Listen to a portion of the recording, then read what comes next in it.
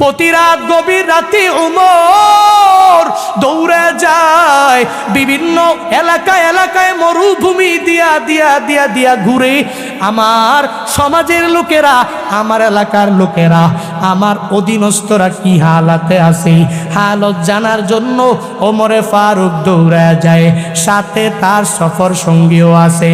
দুইজনে একদিন গভীর রাতে যায় আর তাকাইয়া দেখে অনেক দূরে একটা বসতির মধ্যে মিট মিট মিট মিট করে বাতি জ্বলে।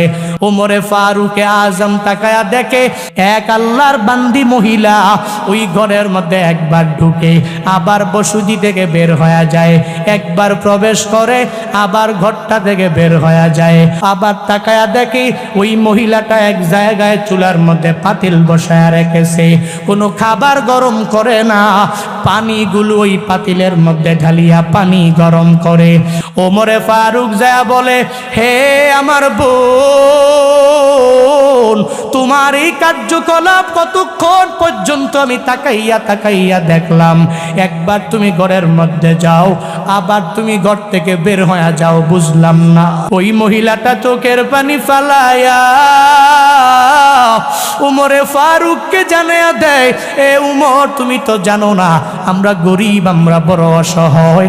এই ঘরের মধ্যেই আমার বাচ্চারা খানার অভাবে পেটের ক্ষুধা যন্ত্রণা সহ্য করতে পারে না। এই ছোট্ট বাচ্চাদের পেটে খানা নাই, এই ছোট ছোট বাচ্চাদের পেটের মধ্যে আমি খাবার দিতে পারি না। এজন্য এই জায়গার মধ্যে আমি পাতিল বসাইয়া পানি গরম করি, যাতে করে আমার এই সন্তানগুলো এই পাতিলটা দেখিয়া বুঝতে পারে আমার মা আমার জন্য খানা বসাইছে, একটু পরে খানা পেয়ে যাব। তারা আর কান্না করবে না, কান্না করিয়া করিয়া ঘুমে বিভোর হয়ে যাবে। ওমরে ফারুককে এই কথা বলার পর ওমরে ফারুকে চোখ দিয়া বেয়ে বেয়ে টপ টপ করে পানি পড়ে। খাদেমের ডাক দেয়, খাদেম, আমার জামানার মধ্যে এত গরিব এই মহিলার জন্য কাল কিয়ামতের ময়দানে আমি কি জবাব দিব? আয় আয়। খাদেমটারে নিয়া নিয়া নিয়া নিয়া রওনা হয়ে যায় বাইতুল মালে যাইয়া, কোষাগারে যাইয়া ওমরে ফারুক ওই মহিলার জন্য জীবন চলার জন্য সব খানাগুলো নিয়ে নিলেন। বস্তার মধ্যে ভরিয়া বস্তাটা বাঁধিয়া এবার খাদেমের জানায়া দেয়, এ খাদেম, দাও দাও এই বস্তাটা আমার কাঁধের মধ্যে তুলিয়া দাও। খাদেম ডেকে বলে, এ মনিব, হে আল্লাহর নবীর সাহাবী, আপনি বড় দামি, দুনিয়াতেই জান্নাতের সার্টিফিকেট পেয়ে গেলেন, আপনি বস্তা কাঁধে নিয়ে নিয়ে যাবেন, আমি আপনার সামনে যাব, আর আপনার পাশে আমি কাঁধে কিছু নিব না, এটা হবে না, হবে না, হবে না। এই বস্তাটা আপনি আমার কাঁধের মধ্যে উঠায় দেন, আমি নিয়ে যাব। ওমরে ফারুক ডেকে বলে, না না হে খাদেম, কাল কিয়ামতের ময়দানে আল্লাহর বিচারের কাঠগড়ায় আমি যেদিন দাঁড়ায় যাব, আল্লাহ তোমাকে জিজ্ঞেস করবে না, বরং আমাকেই জিজ্ঞাসা করবে।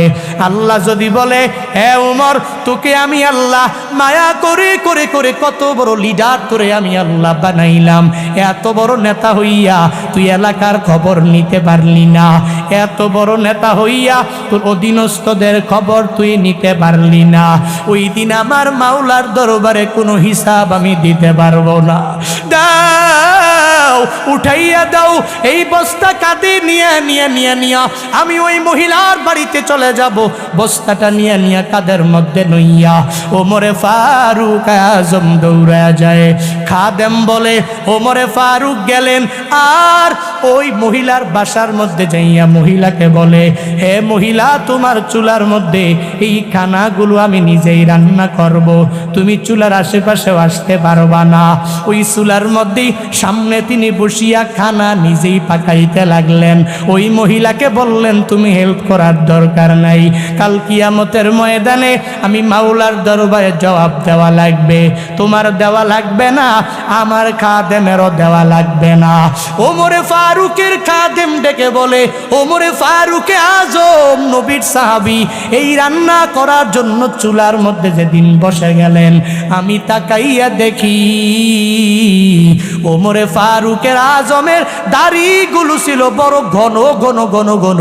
আমি তাকাইয়া দেখি তিনি ওই জায়গায় ওই যে ধোয়ার কারণে ধোঁয়াগুলো যে দাড়ির মধ্যে চলে আসছে, দাড়িগুলোও জট লেগে গেছে।